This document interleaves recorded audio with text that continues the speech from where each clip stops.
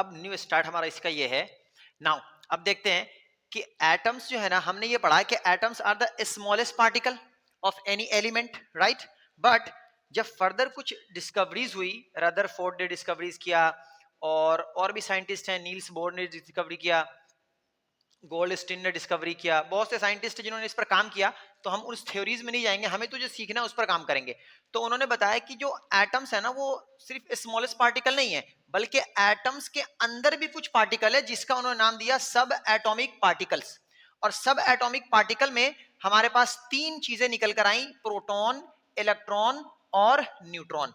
और ये बताया गया कि जो एटम है ना, वो एक स्फेरिकल शेप का है। एटम एक स्फेरिकल शेप का है, जिसके बीच में इसको हम बोलते हैं न्यूक्लियस। बीच वाले पार्ट को हम क्या बोलेंगे? इसको हम बोलते हैं न्यूक्लियस। न्यूक्लियस। और न्यूक्लियस के अंदर कौन होगा? प्रोटॉन और न्यूट्रॉन। और ये जो हमने बनाया है, ये क्या है? ये एक शेल्स है।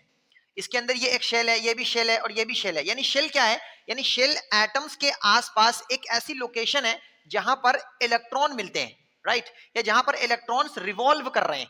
तो ये पहला शेल है, ये दूसरा शेल है और ये तीसरा शेल है। और पहले शेल का नाम नील्स बोर ने के दिया, दूसरे का एल और तीसरे का एम, और इसी तरह फर्दर आगे चलते चला गया, राइट। अब ये है कि के क्यों दिया सर, ए क्यों नहीं दिया? तो ये भी एक चांस हो सकता है कि अगर फर्दर आगे डिस्कवरीज हो या कभी फ्यूचर में कुछ चेंज करना हो, मान लो इसके अंदर कोई शेल मिल जाता, तो उसका नाम कैसे रखते, है ना। तो अगर ए रखते तो हम पीछे कहां जा सकते थे, लेकिन हम इसके पीछे जा सकते हैं, आई हो सकता है ना। इस वजह से भी एक थ्योरी है, ये कह सकते हैं हम। तो हमारे पास क्या है कि कैसे होता है एटम? एटम स्फेरिकल शेप का होता है, उसमें एक न्यूक्लियस होता है, इसको बोलते हैं न्यूक्लियस। इसके अंदर प्रोटॉन होगा और न्यूट्रॉन होता है। और प्रोटॉन जो है ना, वो पॉजिटिवली चार्ज होता है और न्यूट्रॉन न्यूट्रल होता है, और इसके अंदर इलेक्ट्रॉन्स रिवॉल्व कर रहे होते हैं। तो अब ये बात आती है कि सर इलेक्ट्रॉन्स किस शेल के अंदर कितने रिवॉल्व करेंगे? तो उसका हमारे पास एक फॉर्मूला है कि maximum number of electrons in a shell, ये होता है 2n²। एन क्या है? एन है नंबर ऑफ शेल्स के बारे में, कि अगर मैं फर्स्ट शेल की बात करूं तो n इज इक्वल्स टू लूंगा 1, ठीक है। तो अगर n इज इक्वल्स टू 1 लूंगा, जैसे अगर मैं बात करूं फॉर के शेल, तो के शेल के अंदर नंबर ऑफ इलेक्ट्रॉन्स कितने आएंगे? तो n की वैल्यू कितनी आएगी? तो इसके लिए हमारे पास n की वैल्यू आ जाएगी 1। तो इसके लिए नंबर ऑफ इलेक्ट्रॉन्स हमारे पास 1 का स्क्वायर 1, और यहाँ पे 2 इंटू 1 दैट इज 2। अगर मैं बात करूं एल शेल के लिए, तो n की वैल्यू कितनी है? 2। यहाँ पुट करो तो 2 का स्क्वायर 4, 4 2 जा 8, तो इलेक्ट्रॉन्स कितने आएंगे? 8। उसी तरह फर्दर अगर मैं बात करूं m की बात कर लेता हूं, तो m वाले शेल में n की वैल्यू कितनी आएगी? 3, 3 का स्क्वायर 9, 9 2 जा 18। तो यहां पर हमारे पास इलेक्ट्रॉन्स कितने आ गए? 18, और ऐसे बढ़ता रहेगा। बट हम यहां पर ना अभी पढ़ने वाले जो है ऑक्टेट रूल पढ़ेंगे। तो ऐसा देखा गया कि फर्स्ट शेल के अंदर तो ठीक है 2 पर कोई भी एटम्स स्टेबल है, लेकिन उसके बाद हम इसकी स्टेबिलिटी देखेंगे ऑक्टेट रूल के अकॉर्डिंग। तो ये मैं आगे बात करूंगा। अब यहाँ पे जो मैंने बात बता दी कि प्रोटॉन्स, इलेक्ट्रॉन्स और न्यूट्रॉन्स है, इसके ऊपर चार्ज, तो इसका चार्ज होता है पॉजिटिव, इसका चार्ज होता है नेगेटिव, और इसका चार्ज होता है न्यूट्रल। तो हम इसको 0 मान के चल रहे हैं, राइट।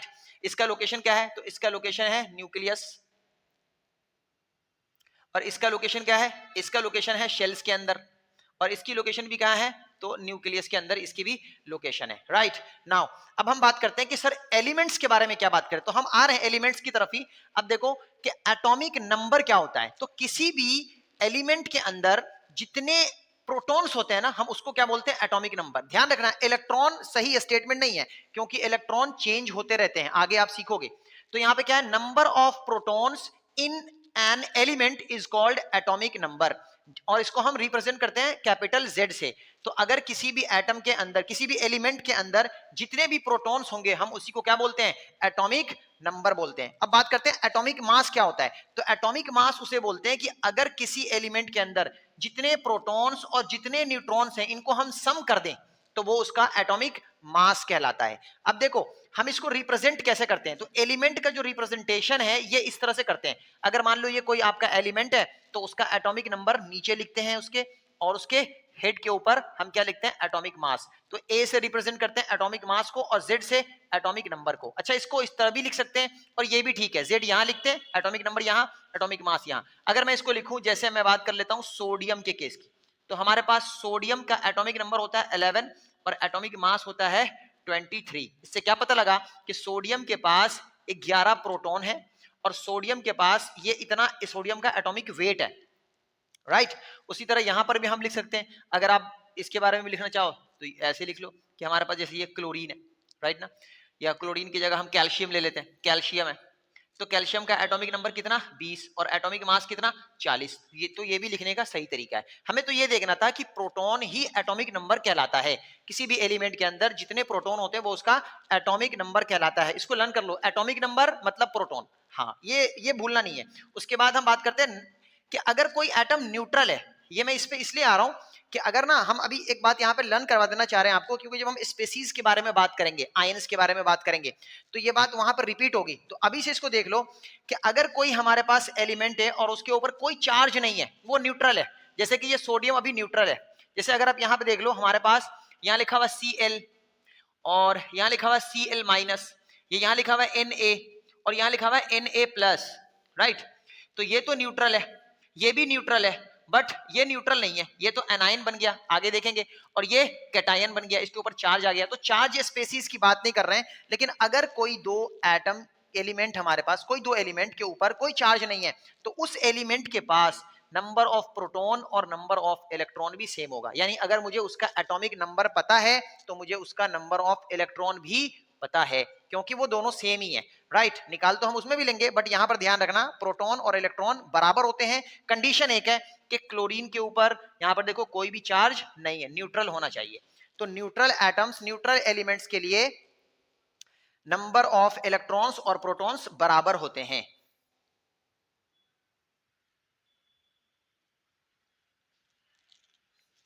हाँ, तो अब आइए, अब हम देख रहे हैं क्या कि इलेक्ट्रॉनिक कॉन्फ़िगरेशन कैसे लिखेंगे, और इसी से ना एनायन और कैटायन का कॉन्सेप्ट निकल के आता है ऑक्टेट रूल के अकॉर्डिंग। तो बेटा इसमें ना ऑक्टेट रूल फॉलो होता है। ऑक्टेट रूल क्या है कि हम देखेंगे कि हर शेल के अंदर, फर्स्ट शेल में तो 2 ही इलेक्ट्रॉन आते हैं तो उसको डबलेट रूल कहते हैं, एक्सेप्शन है कि ये, बाकी हर शेल के अंदर हम देखेंगे 8 इलेक्ट्रॉन पे एलिमेंट स्टेबल होता है। अगर 8 से ज्यादा है तो वो चाहेगा कि 8 हो जाए, इलेक्ट्रॉन रिलीज कर दे, या अगर 8 से कम है तो वो चाहेगा कि इलेक्ट्रॉन एक्सेप्ट करके अपने आप को 8 बना ले। यानी हर एलिमेंट ये चाहता है कि वो स्टेबल हो।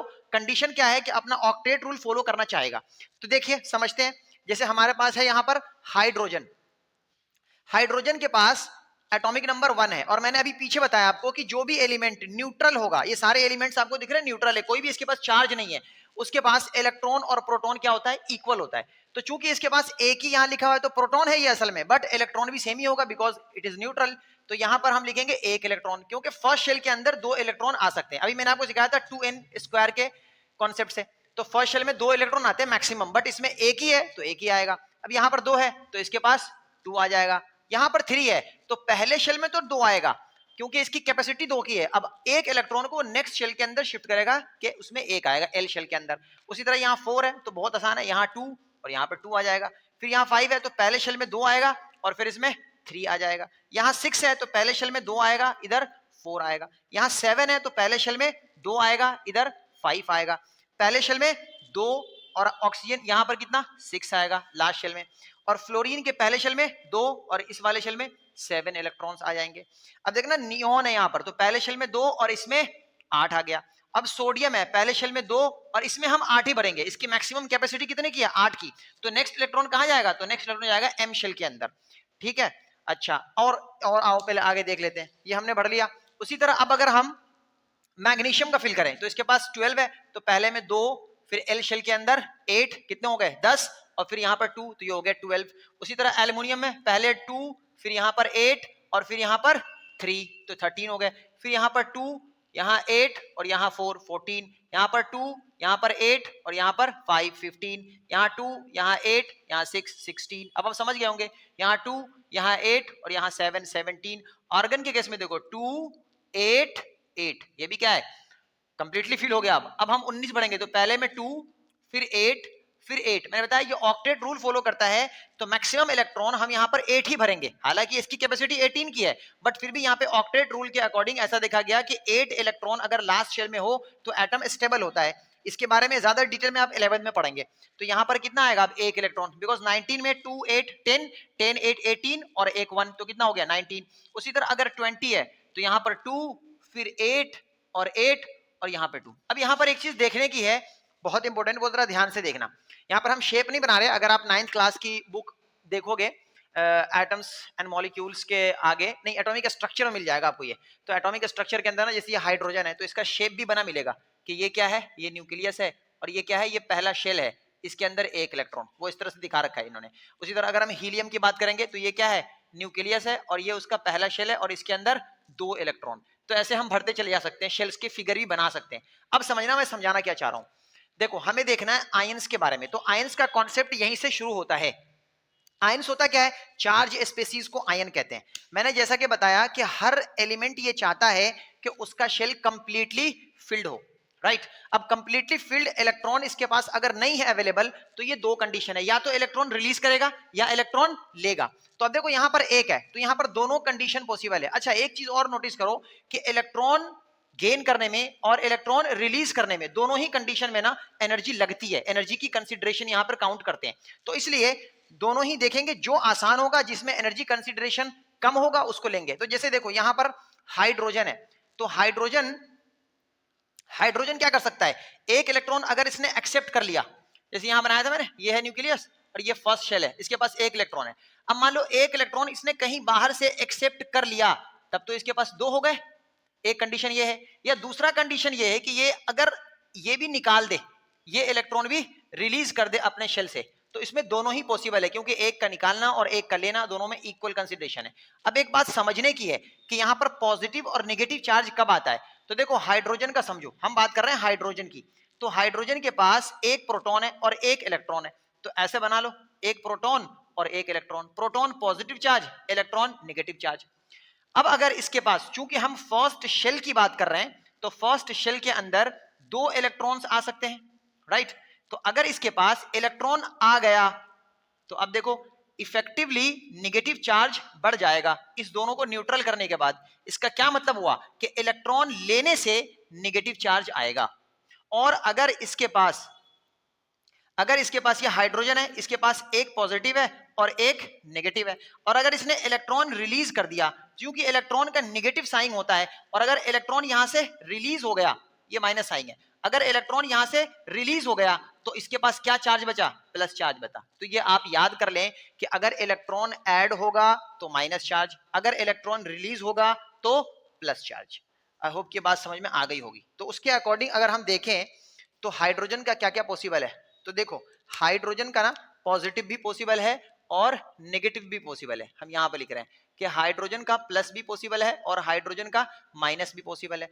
हीलियम, अब देखो हीलियम का शेल कंप्लीटली फिल्ड है, तो इसीलिए ना तो ये इलेक्ट्रॉन गेन करेगा ना लूज करेगा, क्यों, कंप्लीटली फिल्ड है, इसको कोई जरूरत ही नहीं लेने की। अब लिथियम की बात करें तो इसके लास्ट शेल में एक इलेक्ट्रॉन है, तो अब यहां पर इसको 8 पूरे करने हैं, तो 7 लेने में एनर्जी ज्यादा लगती है, इस वजह से एक रिलीज करेगा। तो जब ये रिलीज करेगा तो ये क्या बनाएगा, Li प्लस Be है, 2 है, 6 लेना है और 2 रिलीज करना है, तो कौन सा काम इजी है, तो 2 रिलीज करना, इसलिए यहां पर क्या आएगा 2 प्लस। बोरोन है तो बोरोन में क्या आ सकता है यहां पर 3 प्लस। बट यहां पर हम देखेंगे अगर कार्बन में, तो कार्बन में ना रिलीज करना और लेना, ये आप 4th चैप्टर में पढ़ोगे क्लास 10th के, कि कार्बन में 4 लेंगे तो प्लस और ये अगर रिलीज कर दे तो माइनस, बट ये दोनों ही नहीं होता। तो फिर क्या होता है, तो उसमें दूसरी कंडीशन है, वो शेयरिंग करते हैं, कार्बन शेयरिंग करके अपना कंपाउंड बनाते हैं, इसके बारे में आगे देखेंगे। अब यहाँ पे देखो नाइट्रोजन है, यहाँ पे क्या है, लास्ट में 5 है, तो यहां पर क्या है, इसको 8 बनाना है, तो 3 लेना आसान है, 5 रिलीज करना मुश्किल है, ऐसे समझो। तो यहां पर क्या हो गया 3 माइनस। उसी तरह ऑक्सीजन आखिरी में कितने हैं 6, तो ऑक्सीजन क्या करेगा 2 एक्सेप्ट करेगा, 6 रिलीज करना मुश्किल है, एक्सेप्ट करेगा इलेक्ट्रॉन तो माइनस का चार्ज। फ्लोरीन, तो फ्लोरीन पर भी माइनस का चार्ज, क्योंकि एक लेना है। अब ये देखो नियोन, नियोन हमारा क्या है, इसको बोलते हैं नोबल गैस। उसी तरह हीलियम को क्या बोलते हैं, नोबल गैस, कि ना तो ये इलेक्ट्रॉन लेगा और ना तो ये इलेक्ट्रॉन देगा, क्यों, क्योंकि इसकी जरूरत ही नहीं है, कंप्लीटली फिल्ड है। उसी तरह सोडियम के केस में देखिए 2 शेल कंप्लीटली फिल्ड है, बट 3rd शेल में एक ही इलेक्ट्रॉन है, तो यहां पर क्या करेगा, एक इलेक्ट्रॉन ये रिलीज करेगा और ये बनाएगा Na प्लस। तो आई होप आपको बात समझ में आ गई होगी कि माइनस और प्लस बनने का जो कॉन्सेप्ट है वो इलेक्ट्रॉनिक कन्फिग्रेशन से है, कि किस शेल के अंदर कितने इलेक्ट्रॉन्स हैं ना। इसी तरह अगर इसकी बात करें Mg, तो देखो यहां पर 2 है, तो इसका क्या बनेगा, इसका बन जाएगा Mg प्लस 2, और इसका क्या बनेगा, यहां 3 है, तो फिर यहां पे क्या बन जाएगा, ये हो जाएगा एल्युमिनियम का प्लस 3। और यहां देखो सिलिकॉन है, तो सिलिकॉन और कार्बन का सेम कॉन्सेप्ट है, कार्बन भी और सिलिकॉन भी दोनों कोवेलेंट बॉन्ड बनाते हैं इलेक्ट्रॉन शेयरिंग करके, राइट। अगर हम फॉस्फोरस की बात कर लें तो फॉस्फोरस के केस में देखो 5 है, तो आप कह सकते हो कि सर फॉस्फोरस 3- हो सकता है क्या? पॉसिबल है। उसी तरह सल्फर आखिरी में 6 है, तो सल्फर में क्या होगा 2- क्योंकि 2 इलेक्ट्रॉन एक्सेप्ट करेगा। क्लोरीन है तो यहाँ पर क्या है आखिरी में 7 है, तो 1 इलेक्ट्रॉन लेगा, तो ये क्या बना देगा Cl-, तो यहां पर हो जाएगा Cl-। अब देखो यहां पर क्लोरीन के बाद हमारे पास कौन है? ऑर्गन। क्लोरीन के पास है ऑर्गन, और ऑर्गन का ऑक्टेट कंप्लीट है बिल्कुल। तो ये क्या है? ये भी नोबल गैस है। देखो हीलियम, नियोन और ऑर्गन, ये हमने पीछे लिखा था बिल्कुल कि ये क्या होते हैं? नोबल गैस होते हैं। ना तो ये इलेक्ट्रॉन रिलीज करते हैं, ना तो ये इलेक्ट्रॉन एक्सेप्ट करते हैं। अभी तक तो यही आप समझ के चलो, क्योंकि हायर क्लासेस में इसके बारे में पढ़ोगे कि और भी क्या होता है। वैसे ये बॉन्ड बनता है, इसका कंपाउंड भी एग्जिस्ट करता है, बट यहां पर यही मान के चलना है आपको। नाउ पोटेशियम के केस में देखो पहले में 2 फिर 8 और 8 यहाँ पर कितना 1, इसका मतलब पोटेशियम 1 इलेक्ट्रॉन रिलीज करके K+ बनाएगा।